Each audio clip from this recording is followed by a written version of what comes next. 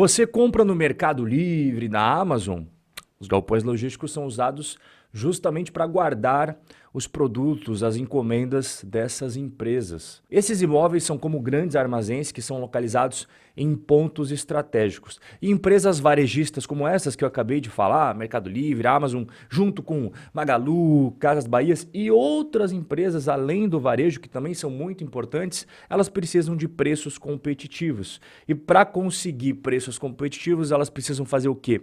Reduzir os custos com armazenagem e ter uma logística rápida. É aí que entra em cena os galpões logísticos que nós vamos conversar a partir de agora. O que é um fundo imobiliário de galpão logístico? São fundos imobiliários que têm dentro do seu patrimônio imóveis como galpões, armazéns e centros de distribuição. Como eu mencionei agora há pouco, esses imóveis são cruciais para empresas de e-commerce, Amazon, Mercado Livre, Magalu, Casas Bahia e também outras empresas de outros segmentos, como por exemplo as próprias empresas de transporte e logística, né? Os galpões, eles são estrategicamente localizados próximos a grandes centros urbanos, que via de regra são grandes centros consumidores, além de aeroportos, portos e rodovias. Quando você se torna cotista de um fundo imobiliário de galpões logísticos, você passa a ser proprietário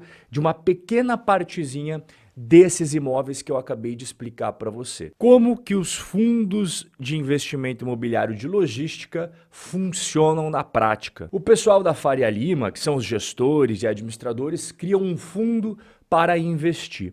Mas eles não podem investir em qualquer coisa. Nesse caso específico, o dinheiro que entrar no fundo só vai poder ser direcionado para galpões logísticos. Então o pessoal da Faria Lima faz o seguinte, eles emitem cotas no mercado, que nada mais é do que te entregar papéis, enquanto em troca você entrega o seu dinheiro para eles. Esse dinheiro eles vão colocar dentro do fundo. Já os papéis, se você mantém em carteira, te dão direito a recebimento mensal dos dividendos. Se você quiser ficar com esses papéis em mãos, todos os meses vai pingar dinheiro na sua conta. Se você quiser passar para frente, é só você negociar na Bolsa de Valores. O dinheiro que você entregou na emissão de cotas do fundo é justamente para adquirir, para comprar os imóveis de logística. E esses imóveis dentro do patrimônio do fundo te proporcionam ganhar dinheiro de duas formas. A primeira é dos rendimentos que vêm dos aluguéis, afinal de contas os inquilinos têm que pagar aluguel todos os meses desses galpões logísticos,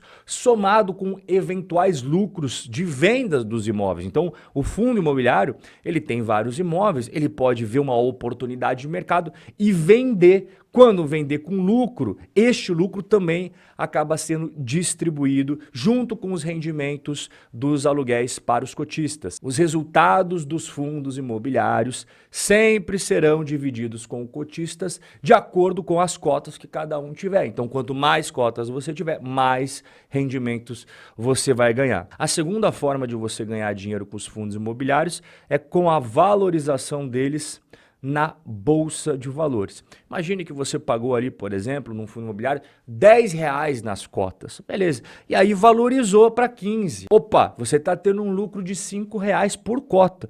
Então você vendendo na Bolsa, embolsando esse lucro, é outra forma de você ganhar dinheiro com os FIIs. Perceba que lembra muito a forma de ganhar dinheiro com os imóveis físicos tradicionais, né? Você compra o imóvel, ganha aluguel e eventualmente quando esse imóvel valoriza, você pode vender no mercado e embolsar os lucros. Mas aqui tem um pulo do gato. Eu vou até colocar aqui na tela para você a diferença entre você investir em imóveis físicos e investir em fundos imobiliários. Dá uma olhada. Primeiro começa com o valor para comprar. O imóvel tradicional, você não pode adquirir uma parte, né? Pô, eu só tenho dinheiro para comprar 10%, 20% do imóvel, então eu só vou comprar a sala e o banheiro. Não dá para fazer isso. Ou você compra tudo ou não compra nada. Já os fundos imobiliários, a partir de R$10 você já pode estar comprando os FIIs. Burocracia ao comprar é outra coisa que atrapalha os imóveis tradicionais.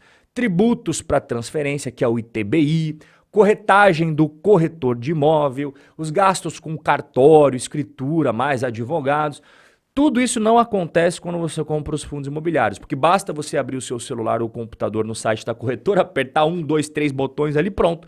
Você já comprou o seu fundo imobiliário. E além do que, a maior parte das corretoras hoje, em 2024, é taxa zero. Então você não vai pagar nada em relação aos custos de corretagem para adquirir. Dificuldade para vender. Quem tem imóvel tradicional sabe que quando você tem que botar à venda, não é do dia para a noite que o dinheiro vai entrar na sua conta. Pode demorar um mês, pode demorar 3 meses, pode demorar 2 anos. Os imóveis tradicionais têm pouca liquidez. Agora, os fundos imobiliários, você vendeu hoje, daqui a 2 dias úteis, o dinheiro já está na sua conta. Outro ponto muito importante são as oportunidades no mercado brasileiro. É tecnicamente impossível você ser proprietário sozinho dos melhores imóveis. Você tem que ser um cara multimilionário, no mínimo, ali triscando o nível de bilionário para você poder comprar os melhores imóveis que tem ali na Faria Lima, no Leblon e também os melhores galpões logísticos no interior de São Paulo. Só se você for muito rico. Agora, quando você investe através de fundos imobiliários, como eu falei agora há pouco, a partir de 10, 50, 100 reais, você pode ter uma partezinha dos melhores imóveis de escritórios, shopping centers, galpões logísticos do Brasil inteiro. E a cerejinha do bolo é a questão tributária. Quando você recebe aluguéis dos imóveis na forma tradicional, você tem que pagar imposto, seguindo aquela tabela do imposto de renda da pessoa física, podendo chegar até 27,5%.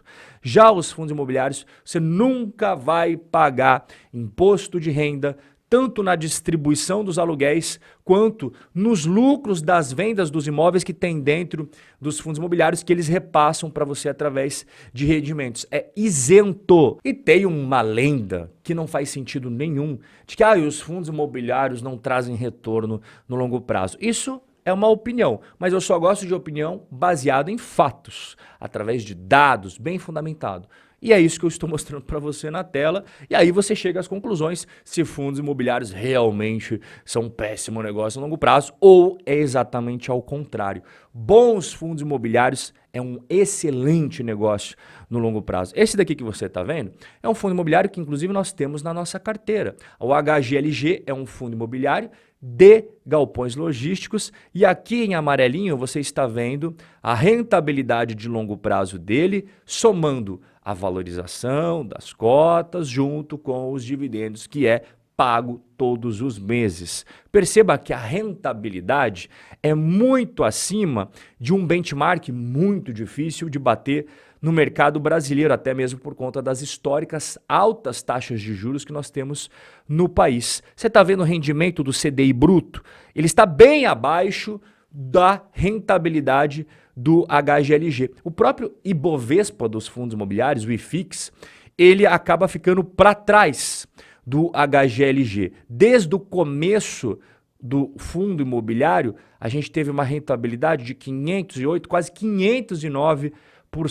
Neste mesmo período, o CDI bruto deu 213%. Você vê que tem um asterisco aqui do IFIX, porque o IFIX nem existia quando o HGLG começou. Então, a gente aniquila aquela lenda de que os fundos imobiliários não proporcionam rentabilidade. É claro que proporcionam. Os bons fundos imobiliários vão performar, inclusive, melhor do que a renda fixa. Agora, se você colocar qualquer coisa dentro da sua carteira, eu não posso garantir. E justamente para não colocar qualquer coisa dentro da carteira, que a gente vai ver agora como escolher os melhores fundos imobiliários de galpões logísticos. A primeira coisa é o filtro inicial, para a gente já separar o joio do trigo. Atualmente nós temos 47 fundos imobiliários de galpões logísticos na Bolsa Brasileira. Só que a maioria não tem 2 critérios fundamentais, que é a liquidez diária, ou seja, o número de negócios, a grana que gira todos os dias na Bolsa de Valores em cada um desses FIIs. Então, baixa liquidez significa que vai ser difícil de você entrar e mais difícil ainda na hora de você vender. Eu não recomendo fundos imobiliários de baixa liquidez, eu elimino e junto temos que colocar ali na conta o patrimônio. Eu também não gosto de fundos imobiliários que não têm grande musculatura, o patrimônio não é tão sólido, tão robusto, tão grande assim. Eu gosto mais de fundos imobiliários que tenham tanto liquidez bacana quanto um patrimônio líquido robusto. Esses que você está vendo na tela atendem esse requisito inicial. Inclusive, é daqui que nós temos 3 fundos imobiliários na nossa carteira. O BTLG11, o HGLG11 e o XPLG11 são 3 fundos imobiliários de galpões logísticos que nós temos na nossa carteira. Inclusive, a partir de agora, eu vou usar esses 3 que nós temos na carteira para trazer os exemplos de outros critérios da nossa checklist para os melhores fundos de investimento imobiliário de galpões logísticos. Diversificação de imóveis. Depois que a gente fez o filtro inicial, a gente começa com os critérios de qualidade. E a diversificação é fundamental para você ter paz quando deitar a cabeça à noite no travesseiro para dormir bem. Eventualmente, um ou outro imóvel pode perder um inquilino importante, pode ter ali um espaço vago que você não vai estar auferindo dinheiro com os aluguéis, mas em contrapartida você vai ter outros para te ajudar. Então a diversificação de imóveis é muito importante justamente por causa disso. Outro critério é a qualidade desses imóveis. E a qualidade deles, não apenas a forma como eles são construídos, mas principalmente a localização de um galpão logístico que vai determinar a qualidade deles. Então você está vendo aqui, por exemplo, os imóveis de outro fundo aí que a gente tem, que é o BTLG11.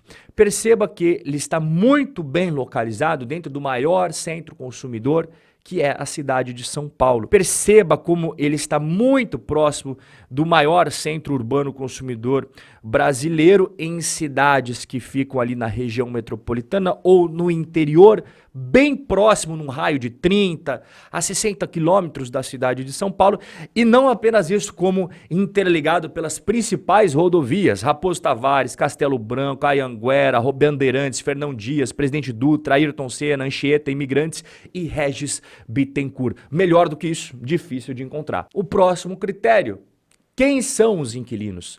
E quantos são eles? Então é bem legal você ter uma diversificação entre os inquilinos, não apenas entre imóveis, mas em inquilinos. Porque, eventualmente, quando um deles der problema, outros continuam pagando os aluguéis em dia. Então é muito importante você saber quem são eles e quantos são eles. O próximo item é o contrato.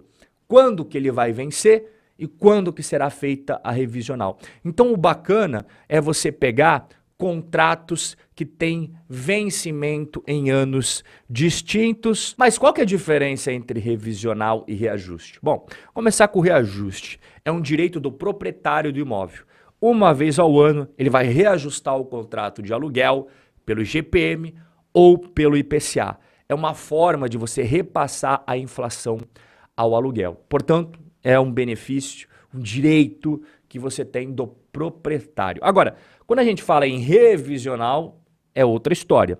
A revisional é um direito do proprietário e do inquilino e não pode ser feito todos os anos, pode ser feito a cada 3 anos. E é usado uma perícia para você verificar o valor ideal do aluguel. Aqui é um objetivo diferente do reajuste.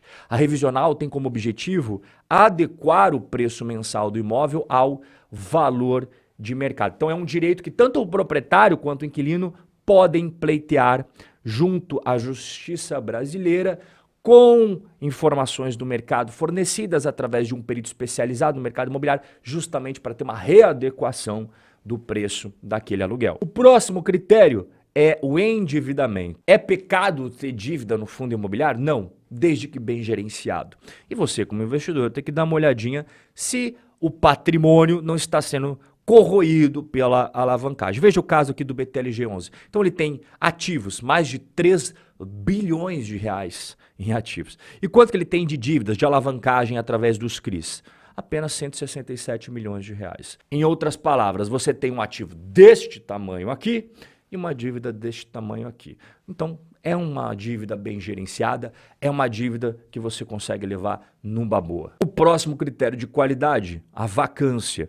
Perceba que a vacância aqui, por exemplo, do XPLG11, muito tranquila, ali na casa dos 2%. Então significa que a gente tem o total de metros quadrados disponíveis para alugar e quantos efetivamente estão alugados, pagando aluguel e tal, e quantos estão vagos. No caso do XPLG, apenas 2,3% da área construída está vaga. É uma vacância super saudável, super tranquila. Rob, perfeito, já entendi como é que faz, só que eu gostaria de uma ajuda para gerenciar a minha carteira de investimentos, que não é apenas galpões logísticos, eu tenho outros investimentos. Então você vai fazer o seguinte, você vai mandar um e-mail aqui, ó, para que a gente possa te apresentar a consultoria de investimentos. Apenas precisamos que você envie neste e-mail o seu nome e o seu WhatsApp, para que a equipe possa entrar em contato e te mostrar como funciona a consultoria de investimentos. E se você não me segue ainda no Instagram, você está perdendo conteúdos como esse daqui, ó.